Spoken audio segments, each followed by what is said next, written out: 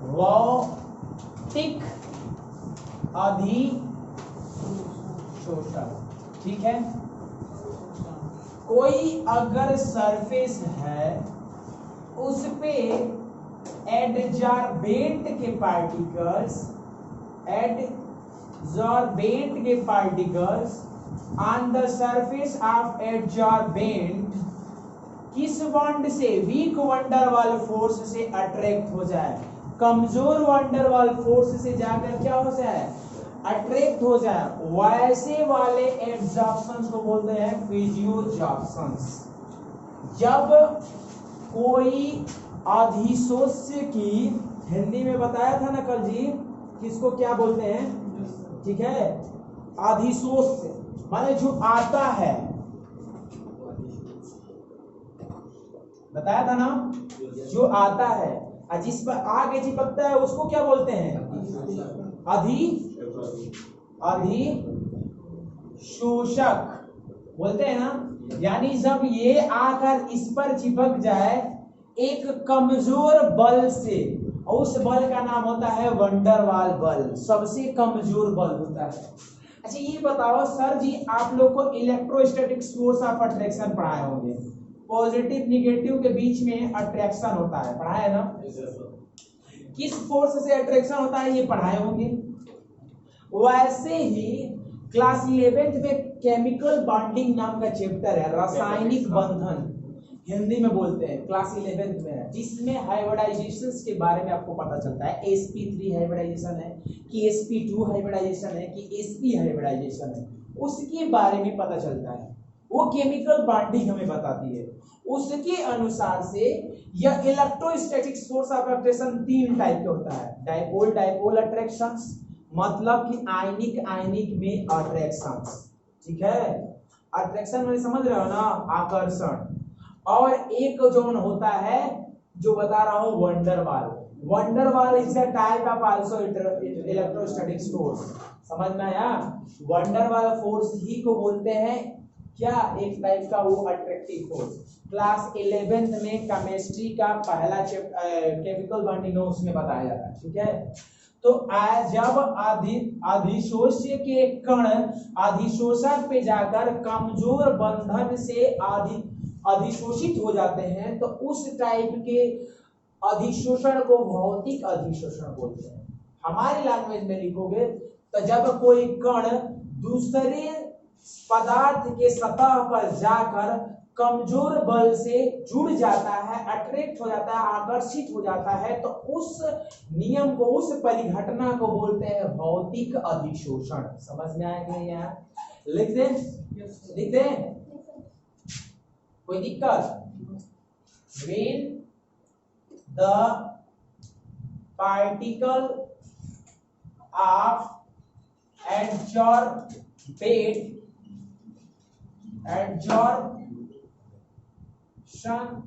on the surface of adsorbent by weak van der Waal force is known as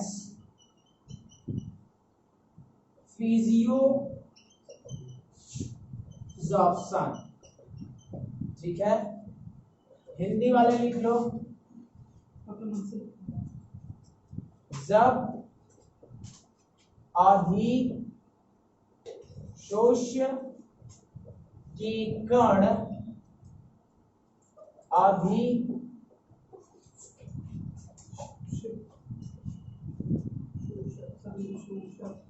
अधिशोषक की सतह पर सांद्रित होता है एकदम कमजोर बल से,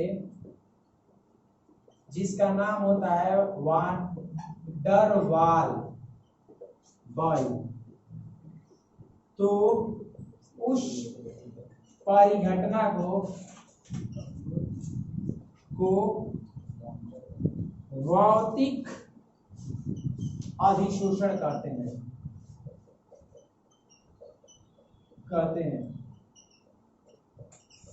ये हो गया, ठीक है। अब इसकी कैरेक्टरिस्टिक्स थोड़ा सा पढ़ लेंगे।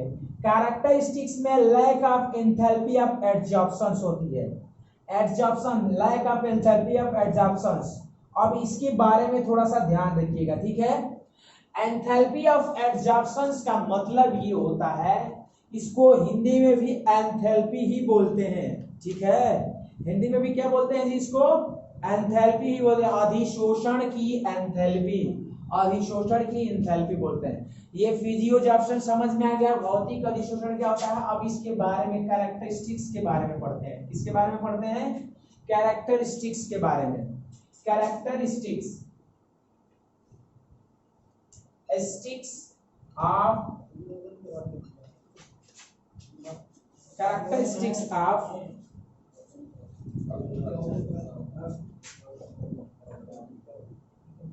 कैरेक्टरिस्टिक्स इसकी क्या होती है?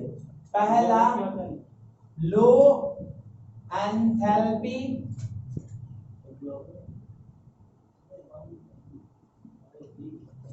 एडजॉर्प्शन।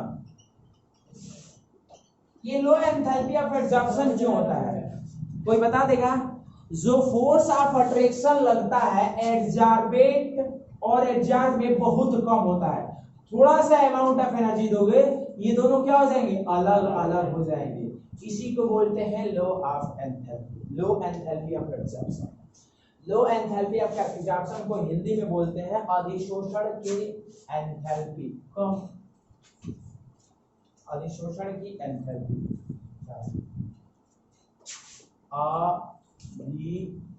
अधिशोषण की एनपी, ठीक है। याद रखो, we know that the force of attraction between adsorbate particles and adsorbent is very low. That's why low enthalpy of adsorption। मेरी बातों को थोड़ा ध्यान देना। मैं अभी आप लोग को समझाया था अधिशोष्य और एक बताया था अधिशोषक। तो इसमें भी छोटे छोटे कण होंगे, इसके भी छोटे छोटे, इसके सतह वाले, दोनों के बीच में जो बंधन बनता है, उनके बीच की जो बंधन की एनर्जी होती है बहुत ही कम होती है। इसी वजह से इसकी अधिशोषण की एंथैल्पी क्या होती है? कम होती है। समझ में आया? समझ में आया? जुड़ने के लिए और टूटने के लिए दोनों समय पर एनर्जी की जरूरत पड़ती है। तो जुड़ते हैं तभी भी एनर्जी कम लगती है और टूटते हैं तभी भी एनर्जी कम लगती है। क्यों? आराम से बंधन बना लेते हैं।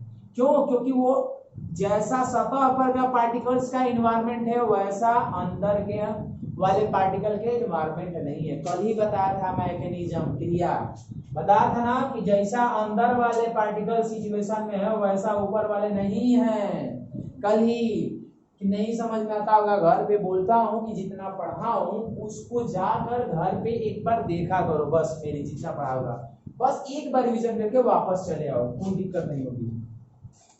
तो मैंने क्या बोला कि हम जानते हैं कि अधिशोष्य के कण और अधिशोषण के कण के बीच बहुत कमजोर आकर्षण, कमजोर बल होता है और ऊर्जा भी कम होती है, कम होती है। यही कारण है अधिशोषण की एंथैल्पी कम होने की एंथैल्पी कम होने की। ठीक है, मैंने क्या बोला, हम जानते हैं कि अधिशोषण के कण के पार्टिकल और अधिशोष्य के कण के पार्टिकल्स के बीच में क्या होता है, कम बल लगा रखा है। कम बल लगेगा तो तनी मनी ऊर्जा दोगे तो निकल जाएगा, थोड़ा सा, यानी उसकी एनर्जी बीच में भी कम होती है। यही कारण है कि एंथैल्पी का मतलब क्या होता है, एंथैल्पी का मतलब क्या होता है बताओ, वो अमाउंट ऑफ एनर्जी तो क्या हो जाए, अलग अलग हो जाए, दो पार्टिकल या चिपक जाए। चिपकने वाले एनर्जी या निकलने वाले, वो एनर्जी को क्या बोलते हैं, बाहर से जो लगानी पड़े या देनी पड़े। समझ में आया कि नहीं आया, समझ में आया, आगे चले।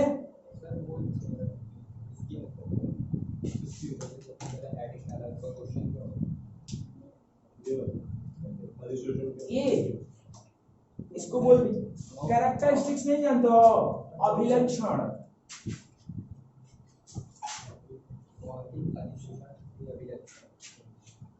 अभिलक्षण बोलते हैं, भौतिक अधिशोषण का अभिलक्षण। समझ में आ गया, थोड़ा सा इंक ले लो।